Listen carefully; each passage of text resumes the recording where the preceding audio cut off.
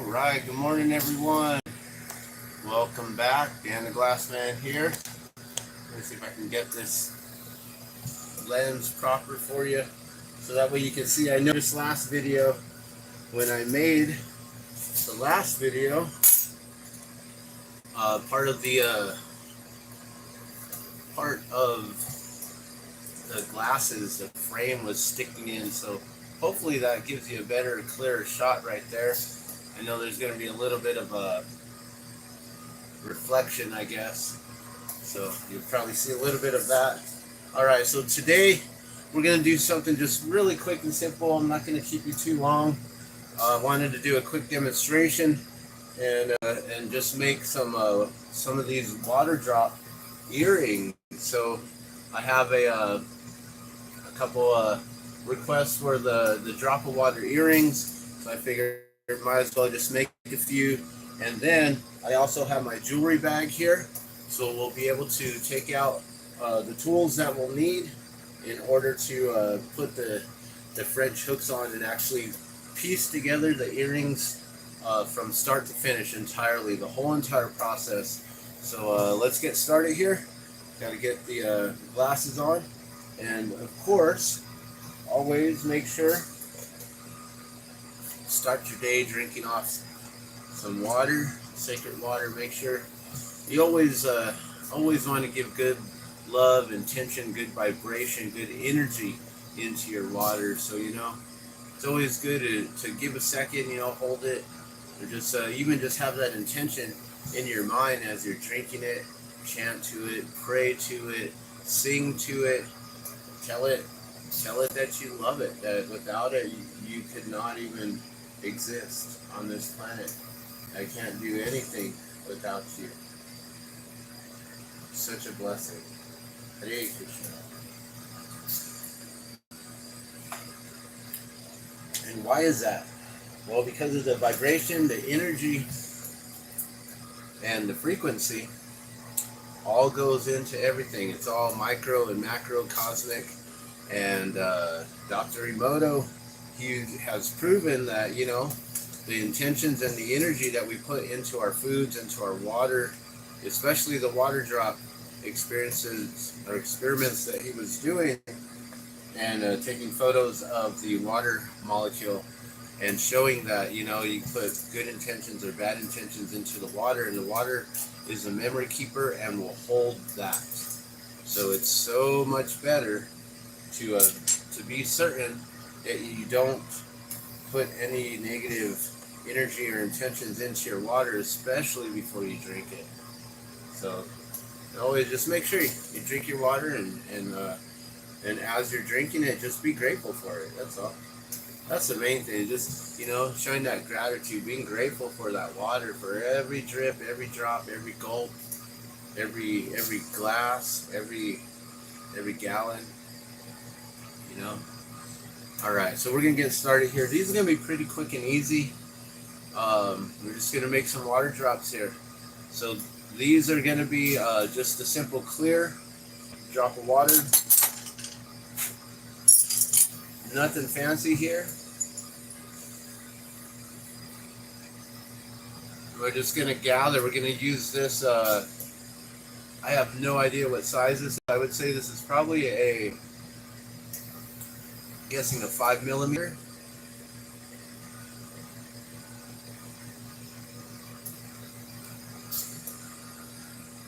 And we're just going to gather some of this glass here, the rod.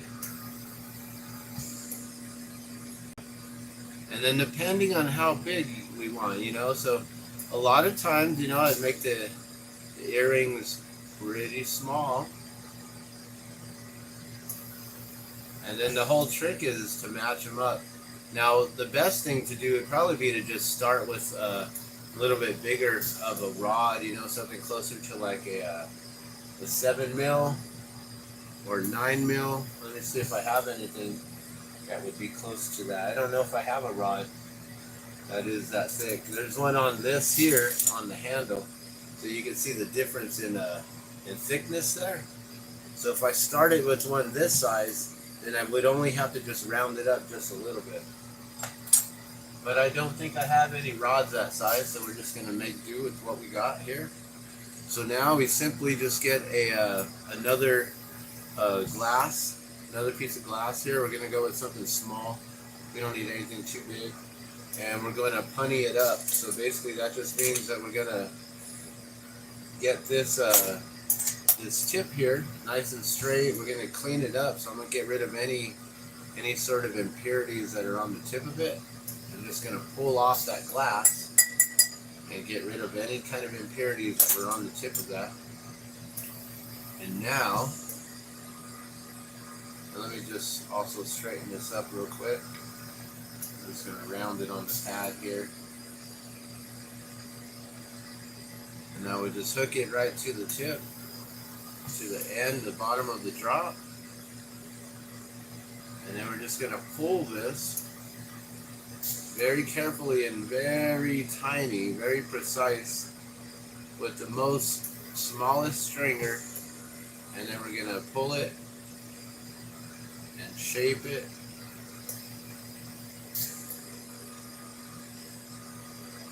into a very tiny loop. And you want the glass to stay pretty thin here. I gotta actually turn this flame down quite a bit.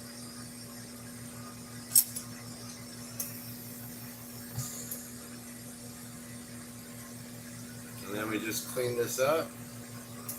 Basically just do the same thing that we always do, just rounding up the loop, except this is so thin that we got to be very gentle with it. And then also you want to make sure it's nice and straight.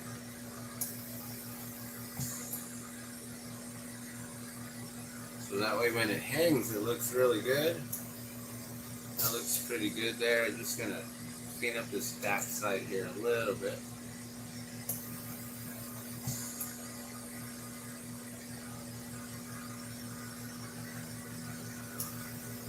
And then we need to keep the loop really thin. So these are extremely fragile.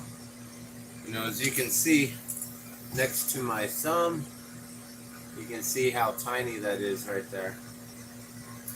So, you know, it's like pretty much like the size of my fingernail.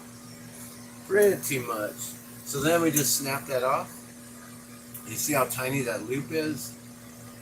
Real thin. So we got to keep it thin and open, so that way we can put a loop right into right in there. And you know what? I noticed this is a little bit crooked. I think when I was heating up that back side. So we're just gonna heat it, and what I do is I pull it straight. So it's like when you get a rope and you pull it tight, it gets nice and straight. There's no slag or anything in it. So sometimes the glass looks like it's kind of slagging or bent on one side. So if you just like pull it straight, and that's how you get it nice and straight like that. Alright, so now we pop this off.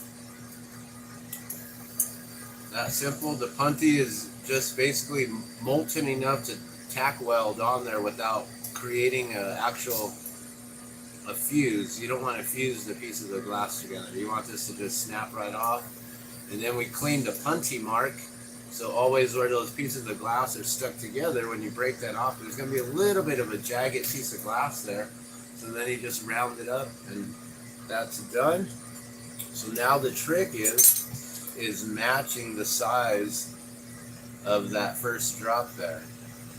So, and that's always the hardest part, is then trying to match it and make it that same size. So now we got to just round this up and make another one. And if we can do this all on the first try, then that's all it'll take, is just making this. But sometimes, you know, this one might come out a little smaller or a little larger than that first one. So then realistically, you know, what happens is I'll end up just making that one, and if it's a little bit bigger, well then I'll just try to make another one to match that first one again. And if it comes out a little bit bigger, well then there you go, I got one that matches that one that's a little bit bigger. and if it comes out a little bit smaller, well then I have to try my best to make it a little bit smaller. But to try to make it equal on that first try, you know, it's hard, and I'm wondering if I actually just made this one slightly too big. So we'll find out here in just a moment. So we'll get the punty again. Just snap that on like that. Well, not snap it on, but stick it on with the molten glass there. We'll heat this up. And we'll just pull.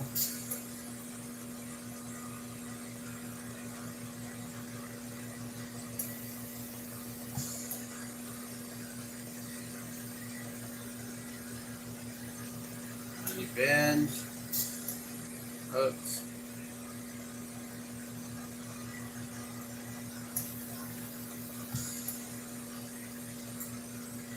And you just match that all the way back around.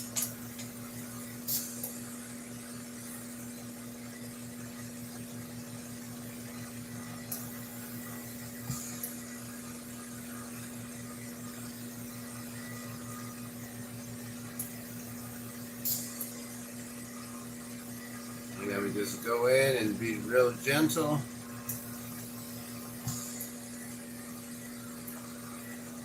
And this one is really crooked on the punty. For some reason it totally bent over. And so you can see it's not straight. But then if I hold it like this, then that's the angle that I want to look at it to make sure that that is nice and straight. That, even though it's crooked, see how crooked it is, I can still work on it and just be able to hold it up. So yeah, that looks pretty good. I think it's got to come over just slightly to one side here. Alright, there you go. Now, I don't know if our feed is buffering or if the video is really bad quality or not. I'm not sure what's going on. We just all got new phones, and it should be with the best. You know, I got a better phone than what I had before. I should have excellent video quality, high definition quality, macro lenses, all this cool stuff with the camera. You know, it's the biggest camera. It's like, I don't know, it's like 64 megapixel instead of the normal like 13 pixel or whatever. 8/16s. Alright, so there we go. Now we're going to see, does it match? Is it the same size as that first one? And from looking at it, right away I can tell that one is bigger. That first one is a little bit shorter, a little stubbier. So now we're going to have to match another one. See if we can make it small. And hopefully what I can do is just make a couple here and they just all match up nicely. And we don't have any leftovers. You know, and sometimes we have leftovers. There's one over here. Somewhere there's a water drop on the table here. And it's a very small water drop. It's probably one of the smallest ones that I make. But everyone has a different preference and size for earrings. Some people like them hanging really long and really big. Some people don't like the weight of them and like them to be a little bit more smaller and more petite. So it's good to have a variation of small water drop earrings. That's what I think. Alright, so let's see. That one looks pretty good. I like that size there. Alright, so let's do that again. And you see how long these take? They're very quick compared to just making a regular drop for the necklaces.